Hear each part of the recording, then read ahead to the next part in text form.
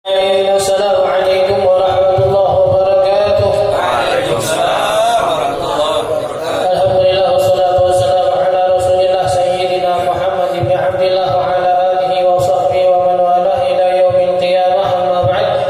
Alhamdulillah, puji serta syukur kehadirat Allah Subhanahu wa taala masih senantiasa memberikan kita berbagai macam nikmatnya, dari yang terkecil hingga yang terbesar, yang paling kita rasakan nikmat taufik dan hidayah, sehingga pada malam hari ini, malam Sabtu pertama di tahun baru 1442 Hijriah, Allah Subhanahu wa taala masih senantiasa memilih kita, menuliskan nama-nama kita menjadi orang-orang yang hadir di majlis ta'limnya Allah Subhanahu wa taala. Dalam hadis selalu kita ingatkan, Nabi katakan, man yuridillahu bihi khairan yufaqihu fiddin.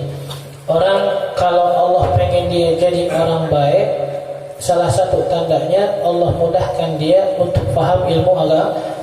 Maka duduknya kita di sini untuk menuntut ilmu agama mudah-mudahan menjadi tanda Allah Subhanahu wa taala menginginkan kebaikan bagi kita semua. Mudah-mudahan Allah Subhanahu wa taala senantiasa menuliskan keistiqomahan untuk kita semua, untuk senantiasa hadir di majlis ta'lim, ilmu yang kita dapatkan menjadi ilmu yang manfaat dunia dan akhirat, dan duduknya kita di sini menjadi sebab turun rahmat dan ampunan dari Allah Subhanahu wa taala. Amin ya rabbal alamin. Kita lanjutkan pembahasan kita dalam kitab Risalatul Muawanah. Terakhir kemarin ya, kita masih dalam pembahasan bagaimana seseorang yang menjadi penuntut ilmu agama, seseorang yang menginginkan kedekatan dengan Allah Subhanahu wa taala, seseorang yang menginginkan keselamatan untuk dirinya di akhirat kelak, kita disarankan untuk senantiasa mengisi waktu kita dengan berbagai macam bentuk ketaatan dan kebaikan. Yang terakhir kita bahas masalah solat sunnah masih. Kemarin udah solat duhanya, solat witirnya, solat rawatibnya, dan terakhir kemarin bahasan itu untuk menjaga waktu di antara maghrib dan isya. Yang kemarin juga kita udah bilang 4 waktu yang harus dijaga dalam keseharian kita. Kalau dalam keseharian kita 24 jam udah full dengan berbagai macam kegiatan duniawinya, ya jangan sampai di 4 waktu yang kita sebutin kemarin pun kita nggak bisa beribadah. Sebelum subuh, habis subuh sampai isyraq, sebelum maghrib, dan di antara maghrib dan isya. Ya, kita kemarin dengar bagaimana ulama terdahulu bahkan sampai mendidik anaknya ketika dia berani membicarakan masalah duniawi di antara maghrib dan isya, diusir dari rumahnya 1 tahun. Ya, biar mereka tahu mendidik anaknya gimana biar bisa menghargai waktu-waktu yang mahal untuk segi akhirat mereka usir anaknya. Ya, karena nggak paham nih anak masalah waktu yang tadi harusnya digunakan buat ibadah, justru malah ngomongin dunia. Ya, itu yang bikin orang-orang dulu, mungkin orang tua kita berhasil, ya begini didikan orang tua. Ya, kita sekarang ya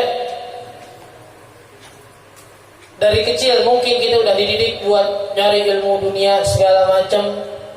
Kenapa alasannya? Biar ntar kerjanya gampang, nyari duit gampang. Yang akhirnya kita ketika terus besar terdidik kalau namanya orang mau punya duit harus pintar, ya harus punya gelar, harus kerja kantoran segala macam. Dan dari situ nantinya timbul ketakutan kalau orang nggak kerja kantoran, orang nggak punya pendidikan yang formal, akhirnya nggak punya duit. Gak punya duit, takut gak terima kerja, nyokok.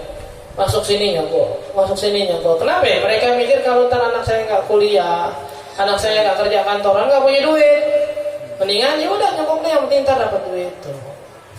Dari mana didikan? Ya dari kita semua. Ketika kita mendidik anak-anak kita yang terbiasa memandang satu rezeki dan hubungan atau urusan-urusan dunia itu harus A, B, C, D segala macam, akhirnya terus terdidik sampai dia gede begitu pikirannya, yang akhirnya dia mendahulukan dunia daripada ibadah. Ya, bukan berarti salah kerja kantoran, bukan berarti salah kuliahnya. Selalu kita bilang jurusan pilih yang ente mau, kerja di mana yang ente mau jalanin, asal satu, jangan yang haram.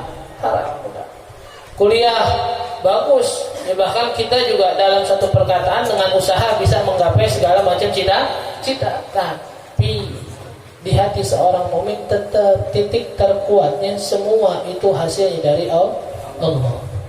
Ya jangan mengatakan akhirnya percuma kuliah juga rezeki dari Allah. Enggak bisa begitu juga kita ngomong. Tidak bisa kita meremehkan orang-orang kuliah, enggak. Tapi selalu kita titikin, kita fokuskan satu pemikiran dalam hati kita, dalam pikiran kita, semua itu dari Allah. Usaha dan itu pun diperintahkan sama Allah. Tapi ingat, semua hasilnya dari Allah. Ya. Nah, sekarang di sini kita bahas masalah sholat malam. Bahas ini sebenarnya baik, berat juga nih kita sholat malam nih. Sholat malam, bukan sholat malam sholat isya, bukan. Ya, saya udah sholat malam jam berapa? Jam 8, sholat apa? Isya. Semalam sholat jam 2, alhamdulillah, karena memang ketiduran baru sholat isya. Dan maksud di sini sholat malam kita menyempatkan diri kita bangun tengah malam. Ya, makanya sering kita bilang, kenapa sholat duha dan sholat sholat tahajud itu mahal? Enggak. Allah bangga kepada seseorang yang bangun di tengah malam dari tidurnya, bangun dari kasurnya, ninggalin kenikmatan tidurnya, ninggalin keluarganya samping kanan kirinya, dia bangun buat ngadep sama Allah. Saat orang-orang lain lalai, lupa, dia bangun. Sholat duha pagi, orang-orang sibuk dengan kerjaannya, dia sempetin tuh 5-10 menit buat Allah, itu yang mahal. Karena di waktu-waktu orang sibuk, kita malah ibadah. Makanya dalam satu hadis pun gambaran lainnya Nabi katakan, man ahya sunnati 'inda fasadil ummah falahu ajru syahid. Fi riwayah falahu ajru mi'ah syahid. Ya, orang yang menghidupkan sunnahku, kata Nabi, ketika manusia meninggalkan sunnah tersebut, pahalanya kayak orang mati syahid. Ya, orang mati syahid udah Masya Allah pahalanya, kedudukannya di sisi Allah. Tapi bisa didapetin sama siapa? Orang-orang yang mengamalkan sunnah di akhir zaman. Ente pakai peci, ente pakai minyak wangi, ente sholat jamaah. Ya, apalagi kemarin kita bilang tambah keadaannya saat anak muda ninggalin sholat jamaah. Ente anak muda sholat jamaah gede pahalanya si Allah. Tapi kan orang tua banyak, satu orang tua golongannya, anak muda beda lagi. Jadi orang-orang nggak pakai siwak, ente pakai siwak. Orang-orang nggak pernah pakai gamis, ente di hari-hari besar yang sering ada bilang, hari Idul Fitri, Idul Adha, hari-hari Maulid segala macam pakai gamis. Pahalanya gede. Cuma kita lebih takut sama omongan orang. Kayak gamis pas Idul Fitri, lu udah kayak khotib, lu kayak gamis loh. Gamis lu khotib doang, khotib banyak yang kayak jas. Karena kita sholat di belakang, dibegokin sama omongan orang. Padahal khotibnya pakai jas, pakai celana lagi. Dibilang gamis kayak khotib. Nggak pernah sholat di depan saya lagi. Dia pakai siwak, siwak jorok banget. Orang sikat gigi pakai di rumah. Emang katanya Nabi pakai siwak gara-gara mulutnya bau? Enggak, Nabi nggak perlu sikat gigi, mulutnya udah bau kasturi. Ya, Nabi nggak perlu sikat gigi, udah nggak bawa aromanya kasturi. Cuma Nabi pakai siwak, tapi sunnah. Emang berarti orang-orang guru-guru kita yang pakai siwak setiap waktu gara-gara nggak sikat gigi di rumah, jelek amat pikiran ente. Orang pakai siwak dibilang jorok banget, pakai siwak orang kayak sikat gigi, kayak pasta gigi biar wangi. Iya, emang orang yang siwakan nggak sikat gigi. Aku kalau mau sikat gigi harus masukin snap Instagram dulu biar lo tahu. Besok baru pakai siwak lo gak ketawain kan? Kagak. Ya, kita lebih takut sama omongan orang daripada ngejalanin sunnah. Padahal seperti mati syahid, lo gak perlu capek-capek nyari peperangan, lo gak perlu capek-capek bawa pedang, bawa tombak, bawa panahan, tinggal jalanin itu sunnah dah. Tapi kita gak mau. Sekarang orang sholat duha di kantor, di kampus, ngumpet-ngumpet. Yang pacaran berani terang-terangan, yang sholat duha ngumpet-ngumpet. Kan kebalik, mau kemana lu? Enggak, bentar mau kamar mandi. Nah, bilang aja sholat duha biar orang tahu. Mau kemana lu? Mau sholat duha di kampus, takut mau kemana? Enggak, mau kantin bentaran. Habis itu udah bilang mau sholat duha. Mau pakai siwak, diumpetin siwaknya di celana, ntar nggak ada orang baru pakai diem-diem. Terus sekali pakai di kepala mungkin biar orang nggak lihat. Mau habis. Kenapa yang kita takutin? Apa yang kita takutin dari satu sunnah? Ya, kenapa justru malah sekarang sunnah ditakutin, tapi yang mungkar malah justru dibanggain? Mungkin memang yang pernah kita bilang Nabi udah masuk, Nabi udah pernah mengabarkan dalam hadisnya bakal datang satu zaman. Sahabat saat itu orang-orang yang paling menjalankan amar ma'ruf nahi munkar. Kata Nabi, nanti datang satu zaman, para pemudanya fasik semuanya, para perempuannya nggak punya malu lagi. Saat amar ma'ruf ditinggalkan, nahi munkar amar ma'ruf ditinggalkan, justru yang munkar malah dijalankan. Kata sahabat terheran, ya Rasulullah, ada zaman kayak gitu? Ada. Ya kata Rasul, bahkan nanti datang satu zaman yang lebih parah di mana satu kebaikan dibilang munkar, yang munkar dibilang baik. Ya sering ada bilang, ngasih contohnya gampang, apa? Cadar udah. Orang pakai cadar, ninja Islam radikal, ekstremis banget, jilbab panjang, repotin banget. Segala macam orang pakai cadar dibawa-bawa, nggak pakai cadar ngapain sih, repot banget kalau kondangan. Emang orang pakai cadar harus kondangan? Lu diomongin segala macam, datang tuh virus, pakai tuh cadar, lu nggak lepas-lepas malah. Kemarin orang-orang yang bilang cadar ini segala macam, ternyata ketika virus datang malah dibangga-banggain. Masya Allah pakai cadar ternyata sehat dia juga. Kata Nabi, ada yang lebih parah. Kapan? Ketika kalian diperintahkan buat menjalankan kemungkaran dan dilarang buat menjalankan kebaikan. Ada. Zamannya ada. Nabi udah ngomong, masa Nabi bohong? Gak apa-apa. Ada zamannya ada. Terus gimana? Bukan selalu kita bilang, bukan berarti memaklumkan diri. Kok ini gak sholat duha? Ya kan kata Nabi memang begitu, Ustaz. Ini zaman orang-orang ninggalin sunnah. Yang baik, yang jelek malah dilakuin. Bukan, Nabi ngasih kita siap-siap. Tuh zaman bakal datang. Bukanin diri kita biar gak ikut tuh zaman. Paham ya? Jalanin sunnah, jangan pakai malu. Kenapa sih? Jalanin ilmu kita. Jangan pernah. Makanya terkadang dalam segi kita menjaga diri kita dari satu sifat riya, bagus buat amal kita diumpetin. Tapi ketika kita udah berhadapan sama orang-orang yang remehin ibadah dan justru membanggakan satu maksiat, tunjukin ibadah itu. Karena sering bilang satu syiar, satu hikmah dalam syariat yang kalau Anda bilang Masya Allah gitu, masalah sujud syukur.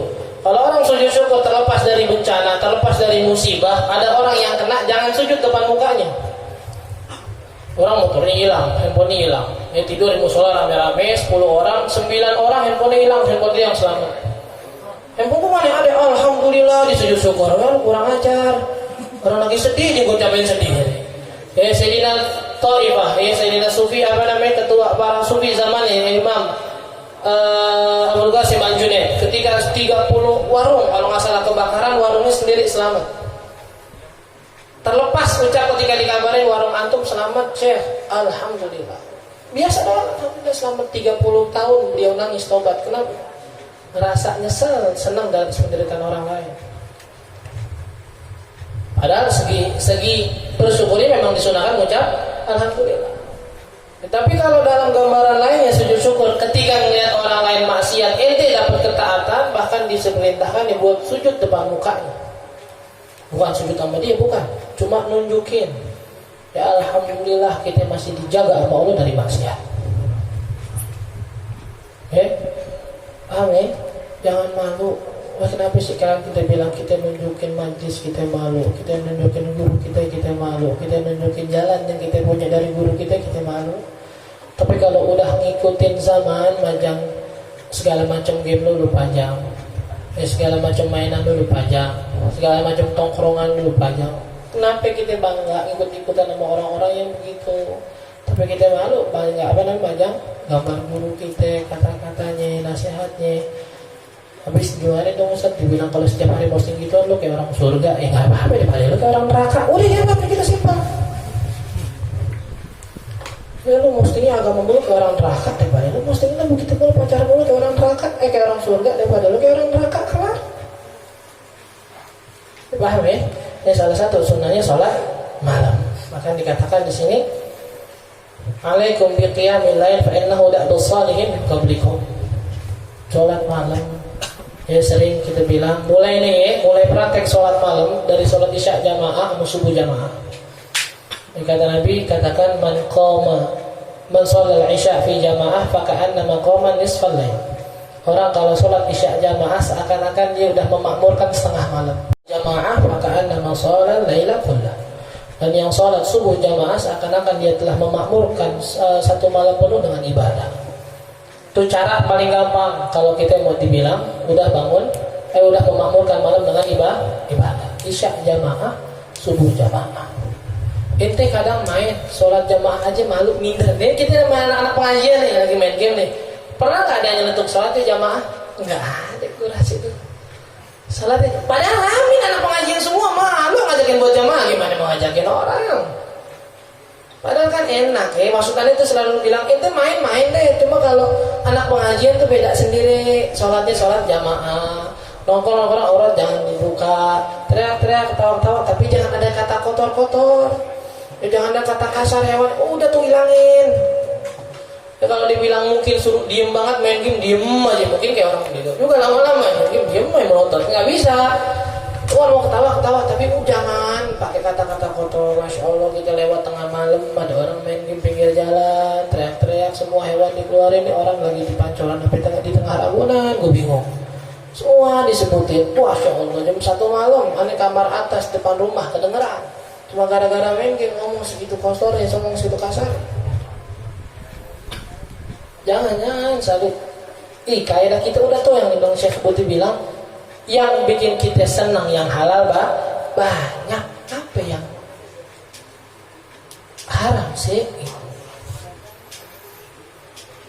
Fa'innahu da'wal salihin min qablikum. Ya, salat malam itu adalah jejaknya para aulia, para orang-orang soleh sebelum kita. Enggak ada orang soleh kecuali bangun malam. Bahkan dikatakan ma'uqidan liwaliyil wilayah illa billah. Enggak mungkin orang diangkat jadi wali kecuali dengan malam. Enggak ada wali pelantikannya siang hari itu enggak ada. Nggak ada wali-wali Allah dilantik siang hari, nggak ada, semua malam. Bahkan ada cerita satu tukang roti jadi wali.